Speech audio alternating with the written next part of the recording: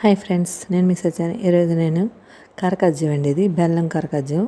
అంటే చాలామంది పంచదారతో కూడా చేసుకుంటారు. నేనైతే బెల్లంతో చేశానండి. ఇది క్యాంప్ వెళ్తున్నామని మేము చేసుకున్నాం. స్వీట్ కింద చేసుకున్నాను. ఇందులో 1 కప్పు శనగపిండి వేసాను.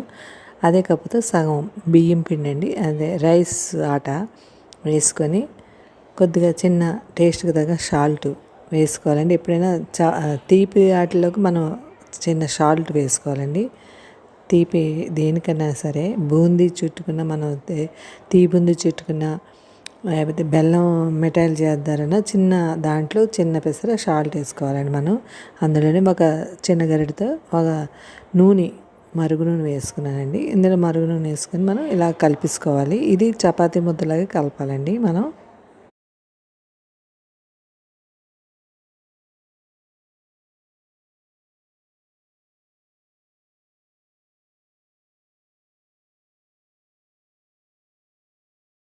ఇలా కలిపేసుకొని మనం కరకజ్జం మురుకులు దాంట్లో పెట్టుకోవాలండి. కరకజ్జం గొట్టం అంటే ఇదిగో చూసారా 3 కన్నాలు ఉన్నది.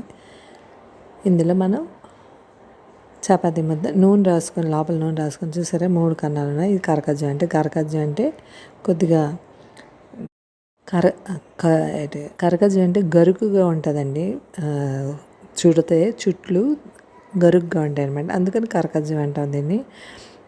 దీంట్లో మనం ఇలా పెట్టుకొని నూనె వేడెక్కాక మరిగాక నూనెలో వేసుకొని వేయించేసుకోవాలి.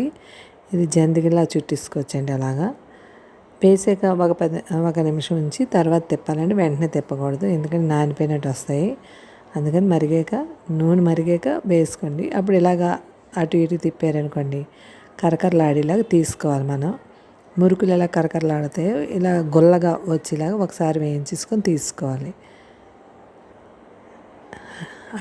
ఇటు తిప్పితే ఇలాగ చూసారా, ఇలా వేయించేసుకొని ఇలా మనకి ఎక్కువ కరకరలాడతాయి కదండి, గుల్లగా ఉంటాయి అన్నమాట.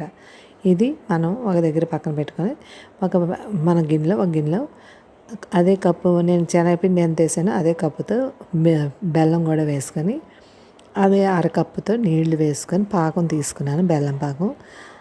ఇందులో వేసాక నాకు ముద్ర పాకం వచ్చిందండి. అంటే టూర్ వెళ్ళడం గబా అని రాత్రి అప్పుడు చేశాను అలాగా.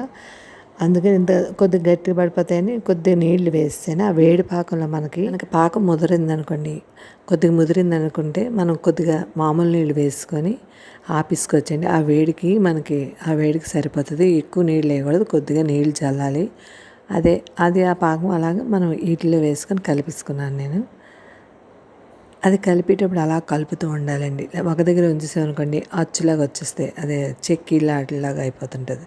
అందుకని మనం పాకం వేసాక మనకి ఇలా కలుపుతూ ఉండాలండి. ఆ చల్లారిన వరకు అలా కలుపుతూనే ఉండాలి. అంతా కలిపేలాగా చూసుకోవాలి. అంటే ప్రతి ముక్కకి బెల్లం పాకం అంటుకునేలాగా ఇలా కలుపుకుంటూ ఉండాలి. అప్పుడు చాలా బాగుంటుందండి కరకజ్జం. ఎంతో టేస్టీ అయినా కరకజ్జం రెడీ అయిపోయింది. Thank you.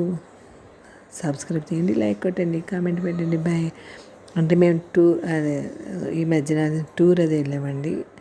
ఆ టూర్లో తినడానికని బాగుంటాయని చిన్నపిల్లల వాటికి ఇవ్వడానికని చేశాను ఇలాగా. అంతేనండి. బాయ్. స్నాక్స్ చేసుకుంటే మీరు చేసుకోండి, ట్రై చేయండి. Thank you. బాయ్.